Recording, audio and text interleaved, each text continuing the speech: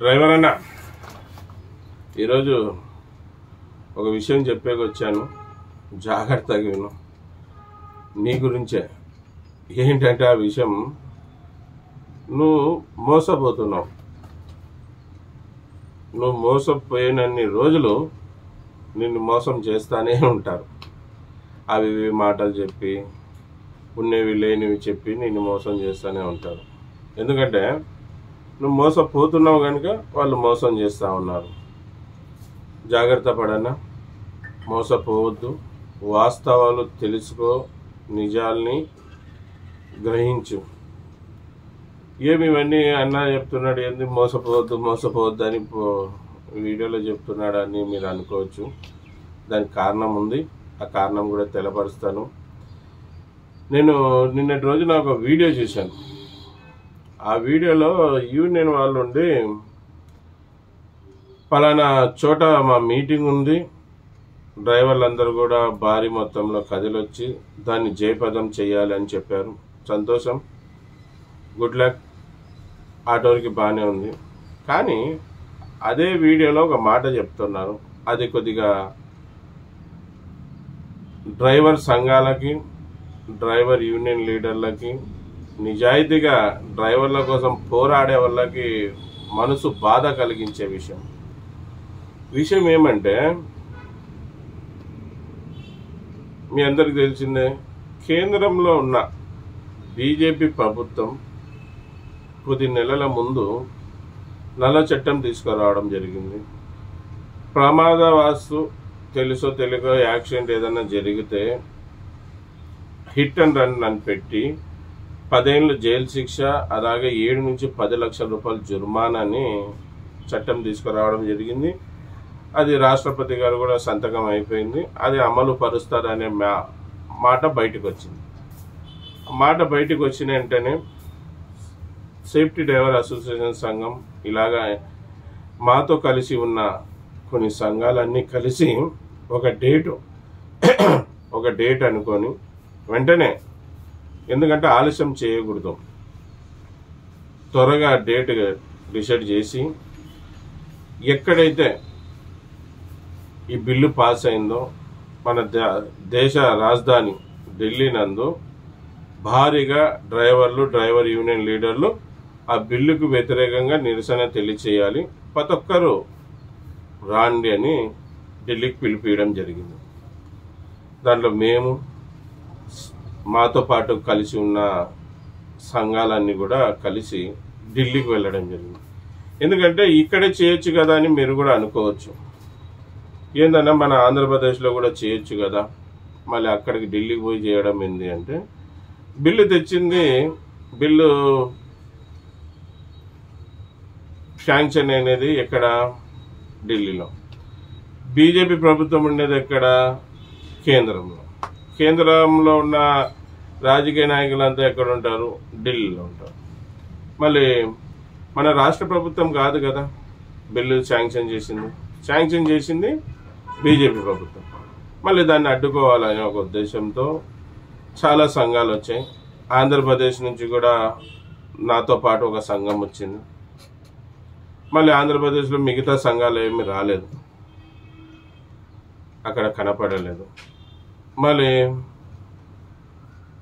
మేము, మాతో పాటు ఉన్న ఇంకో సంఘము, అలాగే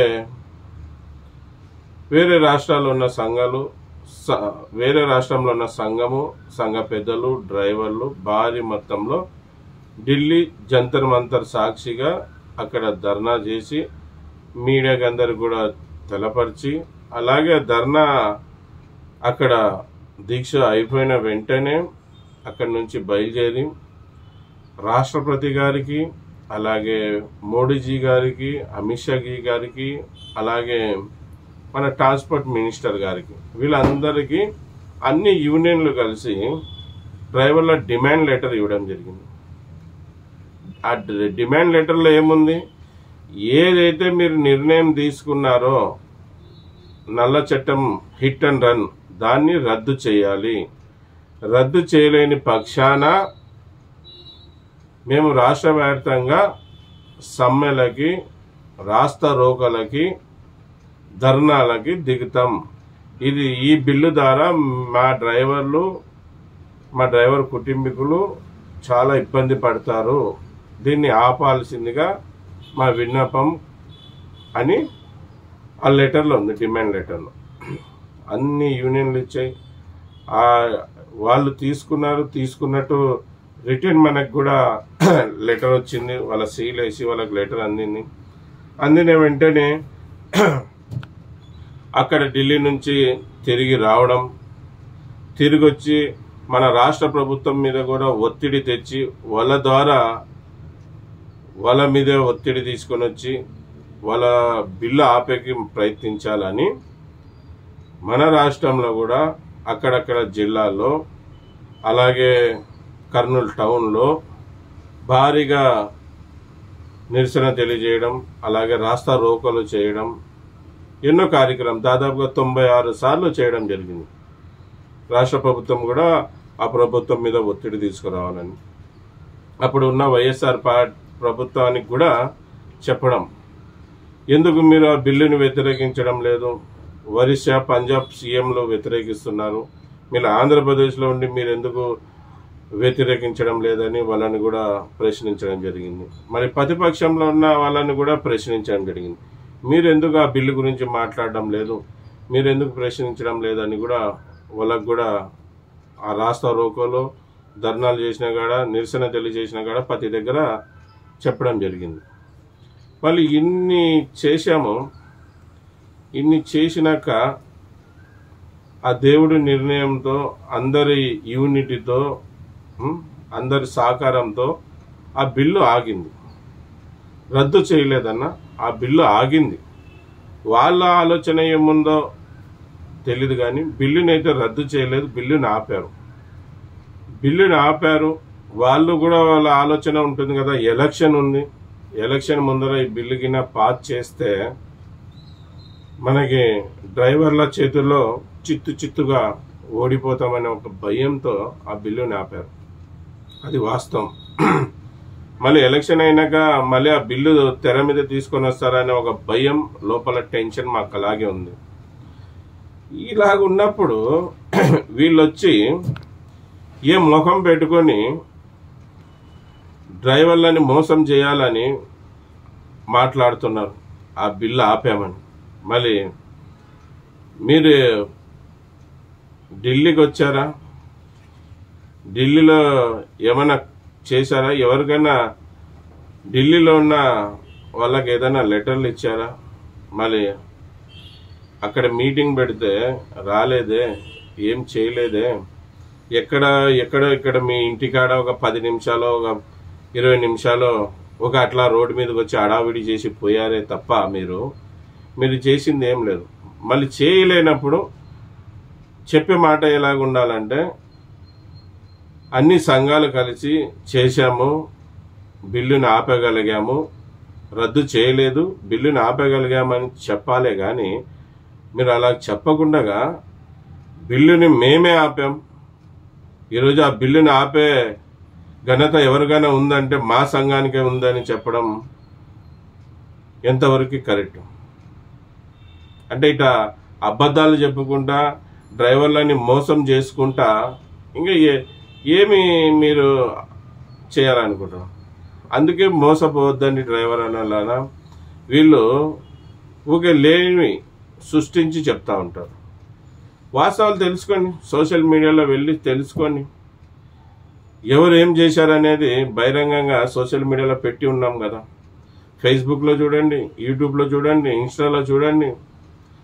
సేఫ్టీ డ్రైవర్ అసోసియేషన్ సంఘం అనే కొట్టొద్దండి, ఎన్నో సంఘాలు దాని గురించి పోరాడే, అవన్నీ తెలుసుకోండి. వీళ్ళు చెప్పే మాటలు నమ్మి మోసపోవద్దండి అన్న. వాళ్ళు ఏదో ఆశించి ఏదో వాళ్ళు గొప్ప అని వాళ్ళు చెప్పుకుని వస్తున్నారు తప్ప దాని నుంచి వేరే ఏం లేదు. మళ్ళీ ఇలా ఇటువంటి వాళ్ళ మాటల్ని నమ్మి మీరు ఇంకా మోసపోవద్దండి. వాళ్ళు ఏం చేయాలనుకుంటున్నారో తెలీదు. నిజాయితీగా పోరాడే వాళ్ళందరూ కూడా మనసు బాధ కలిగే విధంగా ఆ వీడియోలో ఉంది. మీకు కూడా లీడర్లకు కూడా చెప్తున్నాను, డ్రైవర్లను గెలిపించే ముందుకు వచ్చిన గొప్ప యూనియన్లకి, గొప్ప లీడర్లకి, ఇటువంటి వాళ్ళు ఇట్లా మాట్లాడినప్పుడు మీరు కూడా ఖండించాలి. మీరు ఒక రెస్పాన్సిబిలిటీ కలిగిన వ్యక్తి, డ్రైవర్లని గర్వంగా తల ఎత్తుకునేలాగా చేసేకి ముందుకు వచ్చిన గొప్ప వ్యక్తి మీరు. అలాగే వాళ్ళ కుటుంబాలలో ఆనందం తీసుకురావాలని ఒక అడుగు ముందుకేసిన గొప్ప వ్యక్తులు మీరు. డ్రైవర్ రంగాన్ని కాపాడుకోవాలనే ఒక సంకల్పంతో ముందుకు వచ్చిన గొప్ప వ్యక్తులు మీరు. ఇటువంటి వాళ్ళు వచ్చి తిక్క మాటలు మాట్లాడుతుంటే ఖచ్చితంగా మీలాంటి గొప్ప వ్యక్తులు ఖండించాలి. ఖండించలేదనుకోండి, అమాయకులైన మన డ్రైవర్లు వాళ్ళ చేతిలో మోసపోతారు. వాళ్ళు మోసం చేసి వాళ్ళు ఏదో లబ్ధి చెందాలనుకుంటున్నారు.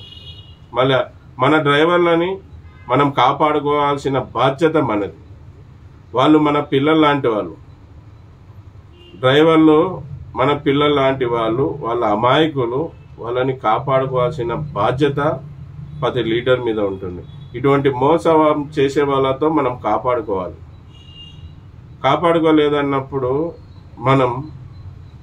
మనం మనలాంటి నిజాయితీ కలిగిన డ్రైవర్ సంఘాలు, అలాగే మన డ్రైవర్లు భారీగా నష్టపోతారు, వాళ్ళ చేతిలో మోసపోతారు. కనుక వాళ్ళని అందరినీ కాపాడాల్సిన బాధ్యత నిజాయితీగా పోరాడే ప్రతి ఒక్క డ్రైవర్ సంఘం పెద్ద బాధ్యతన. మరి మీరు కూడా ఇటువంటి వీడియోలు వచ్చినప్పుడు చూసి కాముగా ఉండొద్దండి, నిజాన్ని నిర్భయంగా తెలపరచండి. ఇదైనా విషయాలు చెప్పాలనుకుంటున్నాను, చెప్పాను. మళ్ళీ మోసపోవద్దన్నా, నువ్వు మోసపోయే రోజులు వీళ్ళు మోసం చేస్తూనే ఉంటారు. మోసపోకుండా జాగ్రత్తగా ఉండు. నువ్వు బాగుండాలి, నీ కుటుంబం బాగుండాలి, మన డ్రైవర్ రంగం బాగుండాలని అందరు దేవుళ్ళని కోరుకుంటున్నాను. ఇది విషయం. అందరికి మరోసారి నమస్తే. జై హింద్, జై డ్రైవర్, జై డ్రైవర్.